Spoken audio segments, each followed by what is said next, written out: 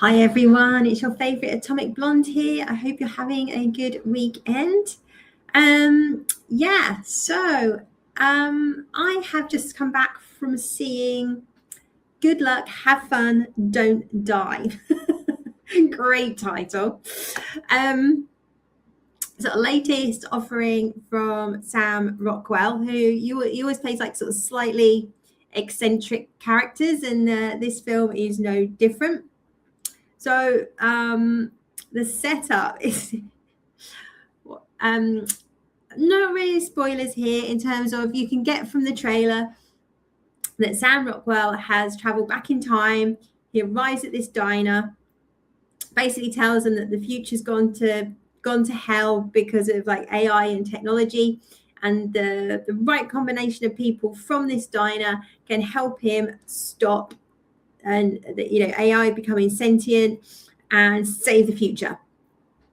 Of course, everybody thinks he's absolutely bonkers, and he goes on to explain that he's like done this like 117 times now, and he still hasn't found the right combination of people to succeed. But he knows they are in this diner, so it absolutely hits the ground running. We open up straight up from where we see in the trailer. So he arrives at the diner, he explains all this. Everybody's just looking at him like he's completely lala. Initially sort of asks for volunteers, and of course everybody's like, no way. One of the waitresses or someone in the diner calls the police, so the police start to arrive, and gradually like one girl puts her hand up and says, yeah, I'll join you, who's Juno Temple, who most of you will probably know from Ted Lasso. Puts her hand up and says, yeah, I'll follow you, and that's basically it. Then gradually, so then he just sort of picks like 6 people and says, right, you with me. And he goes on to explain that most of the time they don't make it. He's like, how are we going to get past the police who have now arrived? There's like, because he says he's got like a bomb strapped to him, so if anyone tries to take him out, he's going to blow up the diner. So obviously there's armed police outside, and they say, how do we normally get out the diner? And then we kind of find out that they don't, or not very easily, and people always end up dying. And we sort of see a few, this is what happens when we go out the front door, this is what we go out the back door. And then Juno Temple's character sort of says, oh hey, there's a secret door in the office and we can get out and we'll end up down the street, blah blah blah. And he's like, that's nonsense. I'd say, how have I not found this the last 117 times? Lo and behold, they do find this door, and first obstacle, they get out the diner, not without some casualties. I'll just say that. So then basically the film proceeds to, he explains that, right, so they've got to get to this house. In this house there's a 9-year-old boy who's basically creating this AI that's basically gonna screw up the world. He needs to get to that. He's not there to stop the AI, but he has a thumb drive with protocols on it that's been written in the future. They're like sort of safety protocols that if he basically uploads it before the AI becomes sentient, there'll be safety protocols that obviously can rein the AI in and stop it from like, doing what it does in the future. Simples. But the AI knows he's coming, and it throws obstacles in his way. And it's all about this group of people trying to get to this house. Also, like the sort of the main characters that are part of this 6. So it's like, so we sort of see a flashback of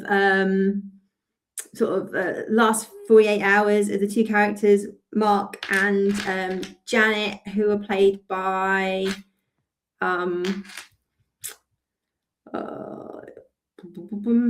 Michael Pena as Mark. You know him from like Ant-Man and the Wasp. He was in Working Man, and his girlfriend Zazie Beetz is Janet.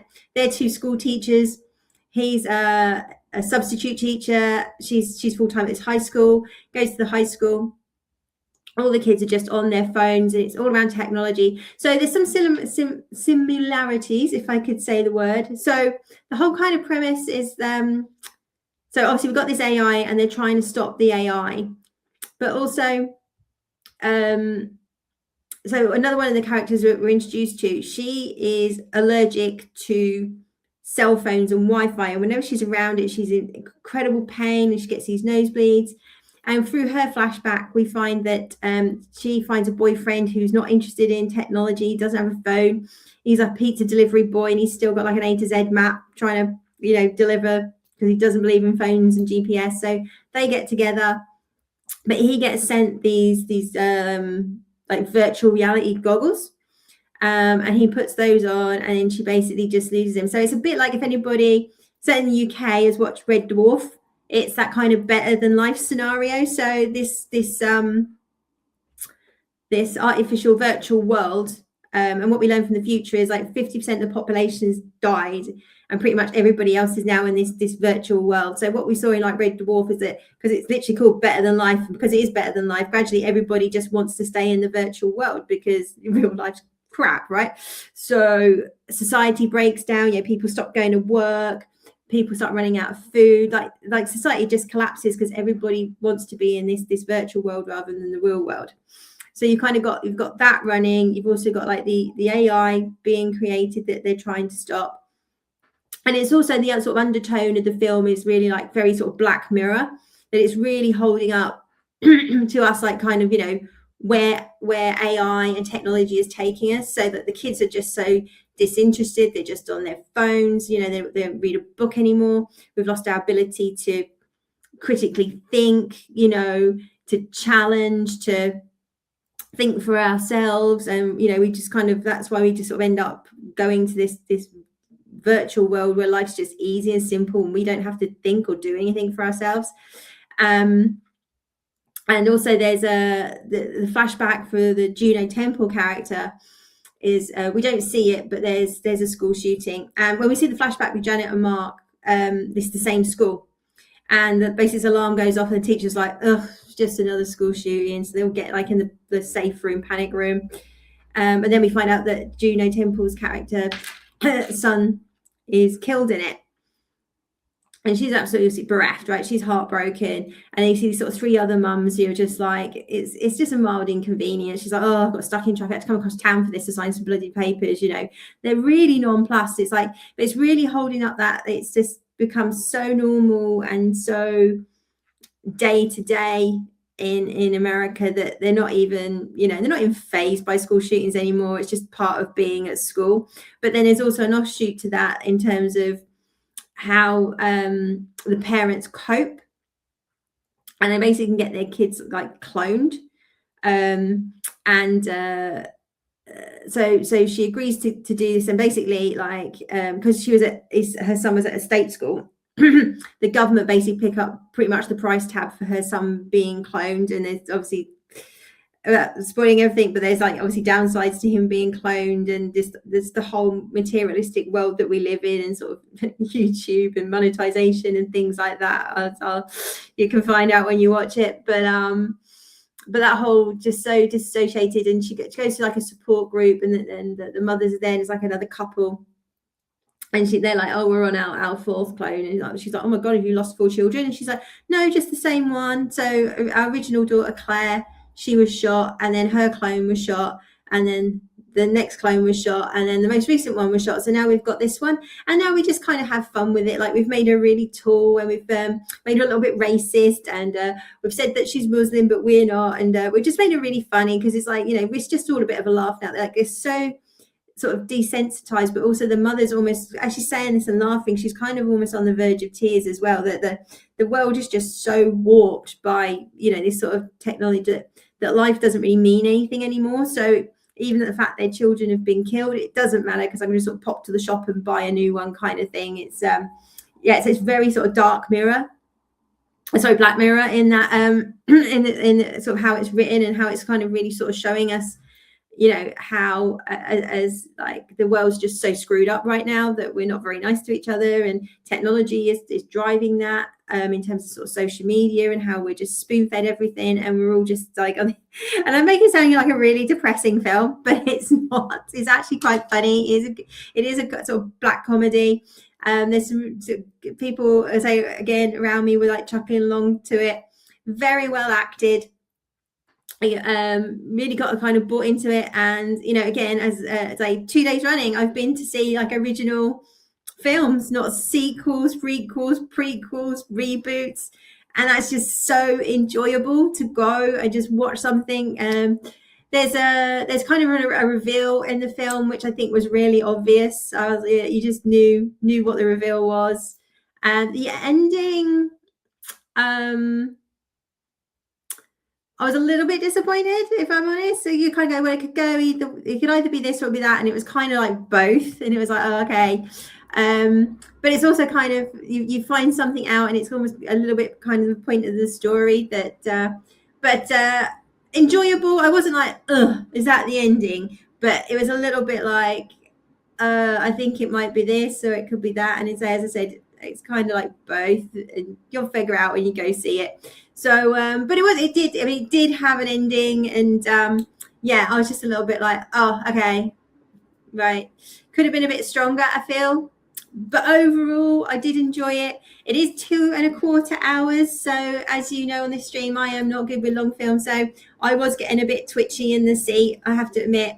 And some of it, yeah, I did, the sort of, the ending did kind of, or the build up to the ending did go on quite a long time. I looked at my watch and it was, and I was like, oh, there's like this countdown and they've got about 20 seconds left, and this sort of went on for about half an hour. It was just like, what is going on? But yeah, but I did enjoy it. It is funny. As if you like Black Mirror, if you like your sort of quirky sci-fi, you